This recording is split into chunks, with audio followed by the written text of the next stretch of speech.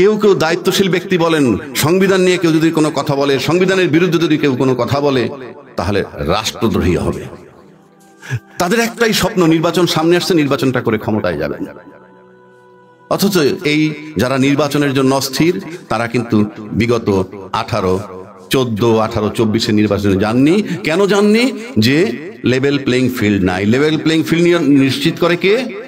প্রশাসন, অর্থাৎ নির্বাচন কমিশন।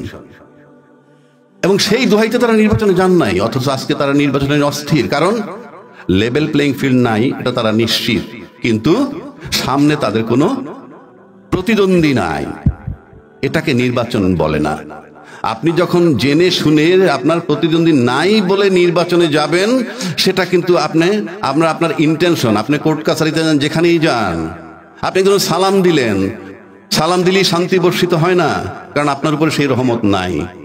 আবার উল্টা দিকে আসেন, সালামের বহু কানিশমা আছে। আমাকে একজন সালাম দিচ্ছে সকালে, আসসালামু আলাইকুম স্যার। আমি বললাম তোমার টাকা 20,000 আমি আগামী সপ্তাহে দিয়ে দিব। This was my reply. তার সালামটার মানে হচ্ছিল তাগাদা। So there are many ways to speak. কাজী আপনারা কে কি বলেন, নির্বাচন যারা চাচ্ছেন তারা গণতন্ত্রের দোহাই দিচ্ছেন, না আমার সামনে প্রতিদ্বন্দ্বী নাই তাই নির্বাচন চাচ্ছি। So whatever the form is, কেউ মাইন্ড করলে করতে পারে। কেউ কেউ বলে কতক্ষণ আমাকে জামাত, কেউ কেউ বলে কতক্ষণ বিএনপি, কেউ কেউ বলে কতক্ষণ এনসিপি।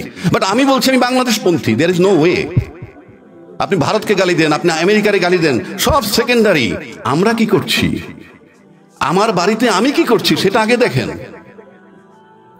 এখন আসেন, ফ্যাসিজম রেখে ইউনূস সাহেব একজন রেফারি, তার কোনো রাজনৈতিক যোগ্যতা নাই, কার কোনো রাজনৈতিক দক্ষতা নাই, এটা বাংলাদেশে এমন কোন রাজনীতিবিদ নাই যিনি বলেন না। কিন্তু প্রশ্ন হচ্ছে, তার রোল তো রেফারির মতো। উনি বসে আছেন, সংস্কার ঐক্যমত্য কমিশন বানাইয়া বসে আছেন। সামনে যে বিজ্ঞ, মারাত্মক বিজ্ঞ রাজনীতিবিদ, পায়ের নখতে মাথার চুল পর্যন্ত তাদের অহংকারে ভরা পলিটিশিয়ান হিসেবে, তারা একত্রে বসে সমঝোতা আসতে পারে না কেন? এই দোষ ইউনূস সাহেবের নাকি তাদের ব্যর্থতা? পলিটিশিয়ানরা ঐক্যমত্যে আসতে পারলে ইউনূস কে? সবাই ঐক্যমত্যে এসে যদি বলে ইউ জাস্ট গেট লস্ট, আপনাকে দরকার নাই, সেটা কি কেউ বলতে পারতেছে? তাহলে আমরা কেন তাকে শুধু ব্লেম দেই? তার টাকা মওকুফ হয়েছে, সেটা নিয়ে আমার প্রশ্ন নাই। কেউ কেউ বলে এনসিপি 100 কোটি টাকা কামাইছে। 12 মাসে যদি 100 কোটি টাকা কামায়, তাহলে 53 বছর রাজনীতিবিদরা কত কামাইছে? তার খতিয়ান কোথায়? মাত্র 12 মাসে ভাঙা দেশের মধ্যে, ভাঙা নৌকা, ভাঙা সবকিছু, তার ভিতরে যদি কেউ 600 কোটি টাকা কামায় থাকে, তাহলে 53 বছর কামাইছে কি? সেটার কৈফিয়ত কোথায়? আবার যখন আপনি নির্বাচনের জন্য পায়তারা করেন, সমস্ত ফ্যাসিস্ট ব্যবস্থা সিস্টেম একটাই। এই বইটাকে 17 বার সংশোধন করা হয়েছে। 17 বার সংশোধন করেই কিন্তু এটাকে একটা স্বৈরাচারী চটি বই বানানো হয়েছে। আবার কেউ কেউ বলেন সংবিধান নিয়ে হাত দেওয়া যাবে। ইয়েস, এই সংবিধান এমন ভাবে রাখছে কেউ হাত দিতে পারবেন না। এটার 142 ধারা, সবাই বাংলা ভাষায় পড়বেন। 142 ধারা, 123 এবং 7 ক খ পড়ে দেখবেন, কারো হাত দেওয়ার ক্ষমতা নাই, সবার দণ্ড হবে, মৃত্যুদণ্ড হবে। কারণ এই সংবিধান এমন ভাবে করে গেছে, আপনি কোনোভাবে হাত দিতে পারবেন না, সংশোধনও করতে পারবেন না। সংশোধন করতে 2/3 মেজরিটি, তা কিভাবে? সব বলা আছে। এইবার আসেন, 123 ধারায় নির্বাচনের কথা বলা আছে।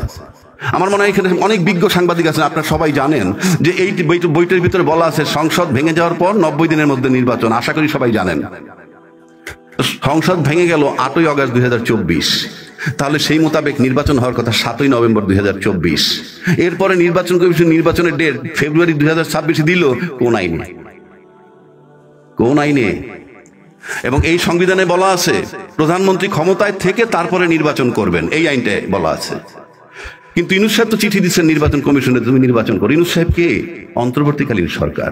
অন্তর্বর্তীকালীন সরকার বলতে এখানে কিছু বলা নাই। আমি চ্যালেঞ্জ করলাম, সবাই দেখতে পারেন। যেই সরকার কথা এই বইতে বলা নাই, সে এই বইটা চালাবে কিভাবে? Very simple. তা আজকে যারা নির্বাচনের প্রক্রিয়া যাচ্ছেন, ইনশাআল্লাহ তাআলা তাদের সবার জন্য সর্বোচ্চ শাস্তি হতেও পারে যদি কখনো গণেশ উল্টে যায়, যদি কখনো আওয়ামী লীগ আসে। এবং আপনারা আওয়ামী লীগকে দেখছেন আওয়ামী লীগ কি করে। আজকে আওয়ামী লীগের জন্য সবাই বলতেছে, দায়িত্বশীল সাংবাদিক বহু আছে, তারাও বলে আন্তর্জাতিক মানের বিচার হইতে হবে। তারা কিন্তু জামাতের বিচার যখন হয়েছিল নীরব ছিল, আন্তর্জাতিক মানের বিচারের কথা বলে নাই। আন্তর্জাতিক মানের বিচার বলতে কিছু নাই, শতভাগ শুদ্ধ বিচার পৃথিবীর কোথাও হয় না। কারণ যিনি বিচার করেন তিনি মঙ্গল গ্রহ থেকে আসেন না, তিনি যেই সয়েলের মানুষ, তার ভিতরে যতটা পারফেকশন করা যায়। আন্তর্জাতিক মানের বিচার চাওয়ার মানে হচ্ছে আমরা এই বিচারটা চাই না।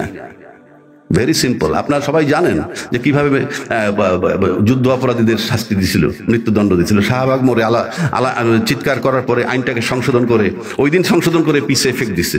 সেই নজিরও বাংলাদেশে আছে। তো সেই ফ্যাসিজমের সমস্ত সিস্টেম ওই বইটা রয়ে গেছে। আর এই যে নির্বাচনটা দিতেছে নির্বাচন কমিশন, সে বেআইনি ভাবে দিচ্ছেন। তাকে নির্বাচন দিতে হবে অন্তর্বর্তীকালীন সরকারের অধীনে, অন্তর্বর্তী সংবিধান মোতাবেক নির্বাচন দিচ্ছেন উনি, কারণ ইউনূস সাহেব অন্তর্বর্তীকালীন সরকার। কেউ কেউ প্রশ্ন করেন তাহলে এই সংবিধানটা কোথায়? এই সংবিধানটা অলিখিত। ইউনূস সাহেব যা করতেছেন এইটাই সংবিধান। এবং যারা 5ই আগস্ট একটা জুলাই ঘোষণাপত্র করছেন, তাদেরকে আমি বলবো আপনারা সেটা সংশোধন করেন, পরিশুদ্ধ করেন। সেই সংশোধনে ইউনূস সাহেবের মেয়াদ দিয়ে দেন যে 8ই আগস্ট 2024 থেকে 30 জুন 2026 পর্যন্ত তার মেয়াদ। এর ভিতরে উনি নতুন নির্বাচন কমিশন গঠন করবেন এবং নির্বাচন দিয়ে যাবেন। তাইলে বৈধতা পাবেন। আপনি লেখা রাখতে পারেন, কেউ বৈধতা পাবেন না। আপনি সংসদ পর্যন্ত যাওয়ার প্রক্রিয়া কি? আর এই সংস্কার নিয়ে যে কথা বলা হচ্ছে, বুলশিট, কিছুই হবে না। কেন হবে না? এটা অনুমোদন হবে কবে? আগামী সংসদ হওয়ার পর 2 বছরের মধ্যে। কন্যার সাথে দেখা নাই, বিয়া শুক্রবার। আপনি কিভাবে করবেন? ওই পর্যন্ত যান, তারপর কিন্তু 2 বছর টাইম পাবেন। আর আজকে যারা নোট অফ ডিসেন্ট দিয়ে যাচ্ছেন, তারাই যদি ক্ষমতায় যান, গিয়ে বলবেন আমরা তো নোট অফ ডিসেন্ট দিয়েই আসছি। আর আজকে যারা সংস্কার কমিশনে যাচ্ছে, বাংলাদেশে যদি তাদের অনেক 3টা দল ছাড়া বা 4টা দল ছাড়া বাকিদেরকে যদি 2 কোটি টাকা দিয়ে বলেন তুমি 20,000 লোক জড়ো করো, ইনশাআল্লাহ তাআলা 200 লোক আনতে পারবে না। দে আর রিপ্রেজেন্টিং বাংলাদেশ। এবং টোটাল যারা আপনার নির্বাচন কমিশন বা ঐকমত্য কমিশনে যায়, তারা কতজন? সর্বোচ্চ 40-45 জন। এরা মোট জনসংখ্যার আওয়ামী লীগও নাই, মোট জনসংখ্যার হার্ডলি 40% রিপ্রেজেন্ট করে। তো বাকি 60%-এর প্রতিনিধি কোথায়?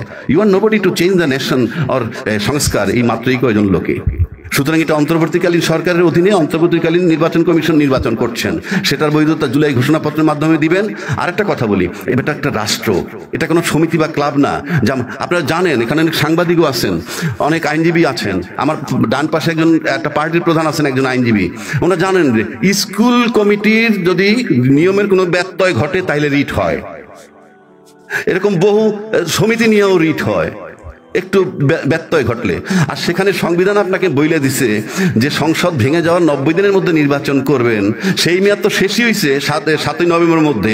ইন এডিশন যিনি এখন বর্তমান নির্বাচন কমিশন, ওনার নিয়োগই হয়েছে ওই মেয়াদ পার হওয়ার পর 21 নভেম্বর 2024-এ। ওনার পরিণতি কিন্তু নুরুল হুদার মতো হবে ভবিষ্যতে। দেশটা কোনো সমিতি বা ক্লাব নয়, এটা একটা রাষ্ট্র, এটা তামাশা নয়। আজকে যারা বিজ্ঞজন, আমি মেহেরবানি করব এই কথাগুলো আপনি উঠাই দিয়েন, অন্তত পত্রিকায় উঠান। এটা রাষ্ট্র, এটা কোনো সমিতি বা ক্লাব নয়।